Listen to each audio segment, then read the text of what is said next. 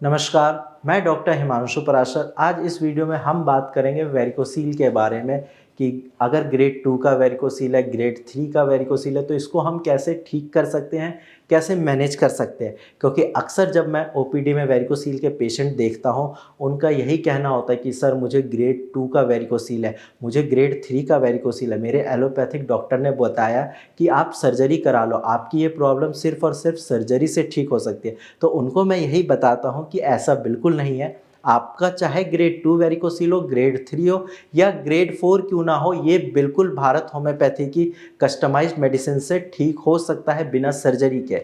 तो चलिए वीडियो को स्टार्ट करते हैं। सबसे पहले अगर हम बात करें कि वेरिकोसील के सिम्टम क्या-क्या हैं, तो जैसा कि मैं पिछली वीडियोज़ में बता चुका हूँ कि आपके अंडकोश में दर्द होगा और ये दर्द कई बार आपकी पेट की तरफ जाएगा या पैरों की तरफ जाएगा और कुछ पेशेंट में मैंने देखा है कि वो बैक में भी जाता है। इसके साथ-साथ जब आप अपने अंडकोश को हाथ लगाते हैं तो आपको वहाँ पे गुच्छा जैसा भी फ़ील होता है, यानी कि जो आपकी टेस्टिकल्स के आसपास वेन्स हैं वो डायलेट हो चुकी होती है और उसमें फिर आपको ऐसा फ़ील होता है कि गुच्छा बन रहा है। नेक्स्ट है स्वेलिंग।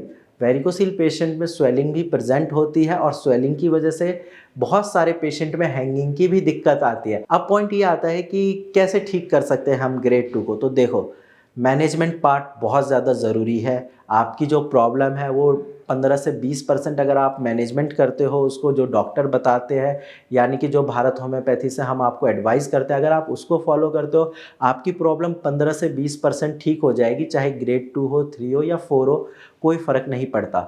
लेकिन मेडिसिन से ठीक करने के लिए जो आपकी बची हुई 75% प्रॉब्लम है वो दवाइयों से ही ठीक होगी।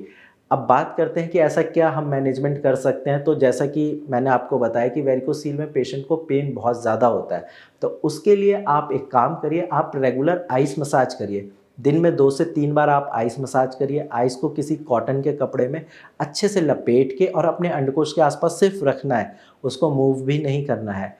ऐसा करने से आप खुद देखोगे कि आपके पेन में आराम मिल रहा है और साथ में जो आपकी स्वेलिंग है वो भी धीरे धीरे कम होगी।